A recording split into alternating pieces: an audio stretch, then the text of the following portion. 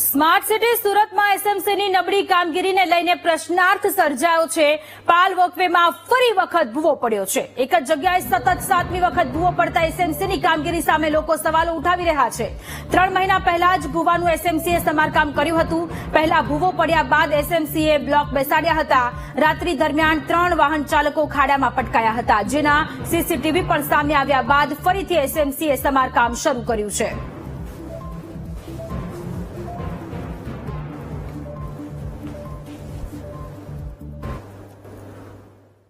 તકલીફ પડે છે સાહેબ, ગાડીઓની તકલીફ પડે છે, ગાડીઓ લાવવાની મૂકવાની, સવારમાં આવી રીતે પાણી ભરાઈ જાય છે, થોડાક ટાઈમે રીતે કામ ચાલુ રહે છે, તેથી બહુ ટ્રાફિકની તકલીફ પડે છે બહુ જ। કાયમી ઉકેલ લાવી દે તો વધારે સારું છે બરાબર, પણ આવતું નથી એવું લાગે છે। છેલ્લા 2-3 વર્ષથી તો આવી રીતે ચાલે છે, કાં તો રસ્તો બેસી જાય છે, કાં તો પછી બીજું કઈ થાય છે, ખાડો ખોદીને મૂકે તો રસ્તો બેસી જાય, રસ્તો સરખો કરે તો પાછો નવું કઈ તો વસ્તુ ચાલુ થાય છે। આવી રીતે ચાલ્યા જ કરે છે। નિકાલ આવે તો વધારે સારું। આ કન્ટિન્યુઅસ વારંવારની સમસ્યા છે અહીંયા આગળ। આ તમે જોઈ શકો છો કે આ રોડ 2 થી 3 વખત બનાવેલો છે અને કન્ટિન્યુઅસ આ પ્રોબ્લેમ આયા જ કરે છે। અમારે અહીંયા આગળ એક પ્રોબ્લેમ આવ્યો હતો, અમારે જ્ઞાનસાગર રો હાઉસમાં એઝ હું રહેવાસી છું, ત્યાં આગળ બી કન્ટિન્યુઅસ પ્રોબ્લેમ આયા જ કરે છે આ ગટરનો। એનું કોઈ પરમેનન્ટ સોલ્યુશન છે નહીં, વારંવાર કન્ટિન્યુઅસ પ્રોબ્લેમ આયા જ કરે છે। પાલનપુર ઉગત કેનાલ રોડ ઉપર આ જે દ્રશ્ય હું બતાવી રહ્યો છું એ એક ભૂવો પડી ગયો છે। ભૂવો પડવાનું કુદરતી રીતનું કોઈ જ કારણ નથી। અહીંયા જે દેખાઈ રહી છે એ પાઇપલાઇન વારંવાર લીકેજ થઈ જાય છે, બ્રેક થઈ જાય છે, એને કારણે આ ભૂવો પડી જાય છે। છેલ્લા 3-4 વર્ષમાં જ લગભગ 7 થી વધુ વખત આ સ્થળે ભૂવા પડી ગયા છે અને આ સમગ્ર એરિયામાં વારંવાર ખાડા પડી જાય છે, આવી જ રીતે ભૂવા પડી જાય છે। એને લઈને સુરત મહાનગરપાલિકાએ અહીંયા બ્લોક પેવર લગાવેલા છે। જોઈ શકાય છે કે અહીંયા સુધી આરસીસી નો રોડ છે અને બાકીનો આ જે સૌથી સેન્સિટિવ એરિયા છે કે જ્યાં સૌથી વધારે ખાડા પડી જાય છે, એને કારણે અહીંયા બ્લોક પેવર લગાવવામાં આવ્યા છે। બ્લોક પેવર લગાવીને જાણે સમસ્યાનું કાયમી ઉકેલની જગ્યાએ લીપાપોતી થતી હોય તેવું લાગે છે। અહીંયાના સ્થાનિક રહીશો આપણી સાથે છે, એમની સાથે જ વાત કરીએ, તેઓ શું કહે છે તેમની સાથે વાત કરીને જાણવાનો પણ પ્રયાસ કરીએ।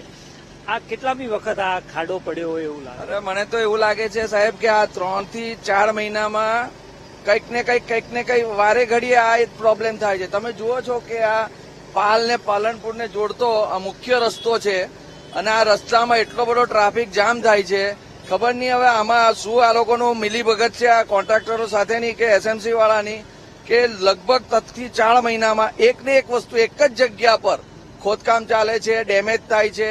ખબર નહીં એ લોકોને ફોલ્ટ નથી મળતો કે શું પ્રોબ્લેમ છે, અથવા તો એ લોકો શોધવા નથી માંગતા કે વારે ઘડીએ એક ને એક પૈસાનું પાણી કરે છે, પ્રજાનો પૈસાનું પાણી કરે છે આ। અને એની હાથે મુશ્કેલી પણ એટલી ને એટલી મુશ્કેલી એટલે લગભગ તમને કહું અહીંયા સ્કૂલો આવેલી છે, નાના છોકરાઓ છે, અહીંયા ગાડીઓ 2 વ્હીલર ને બધું તમે જુઓ, જો અંદર દબાઈ જાય છે એ લોકો। 2 થી 3 તો અહીંયા એક્સિડન્ટ થઈ ગયા છે અને વારે ઘડી આ 3 રસ્તા પડે છે। અહીંયા આવવા જવા માટે એટલી તકલીફ પડે છે। આ સોસાયટી છે અમારા 2 થી 3 જગ્યા, અહીંયાથી આવી નથી શકાતો, અમારે આખું ફરીને આવવું પડે છે। લાગે છે કે આ વખતે રિપેરિંગ થયું તો કોઈ કાયમી ઉકેલ થશે? કાયમી ઉકેલ આવે તો અમને તો બહુ શાંતિ થશે, કારણ કે આ મને લાગે છે ત્યાં સુધી આ લોકોની મિલીભગત છે। 6 થી 7 મહિના, 6 મહિના નહીં પણ લગભગ 3 થી 4 મહિનામાં આ લોકો એક ને એક જગ્યાએ ખોદકામ કરે અને ડેમેજ થાય છે કે ખબર નહીં, એ લોકો રિપેર જ નથી કરી શકતા પ્રોગ્રામ। ચોક્કસ જે રીતની આખી ઘટના સામે આવી છે અને જે બેદરકારી છે એ અત્યારે પણ સ્પષ્ટ જોઈ શકાય છે। ફરી એક વખત હું જે ક્રેક થયેલી જે પાઇપલાઇન છે પાણીની, એ પાઇપલાઇન બતાવું છું। આ પાઇપલાઇન ક્રેકમાં લીકેજ છે અને તેને પરિણામે આવી રીતે ડી-વોટરિંગ પંપ મૂકી એ ખાડો ખાલી કરવાનો, આખી જે લાઈન છે એ ખાલી કરવાનો હાલ પ્રયાસ થઈ રહ્યો છે। ગઈકાલથી આ ઘટના બની છે, ગઈકાલથી આજ સુધી હજી સુધી સુરત મહાનગરપાલિકાના તંત્રને કોઈ પણ પ્રકારનું આ ફોલ્ટ કઈ રીતે થાય છે એનું કારણ જગ્યા મળી નથી કે તેઓ શોધવા માંગતા નથી, એ ચોક્કસ એક સવાલ હોઈ શકે। પરંતુ આ દ્રશ્યોને કારણે લોકોને જબરજસ્ત મુશ્કેલીનો સામનો કરવો પડી રહ્યો છે। કેમેરામેન સરજુ પારેખ સાથે શૈલેષ ત્રિવેદી, વીટીવી ન્યૂઝ સુરત।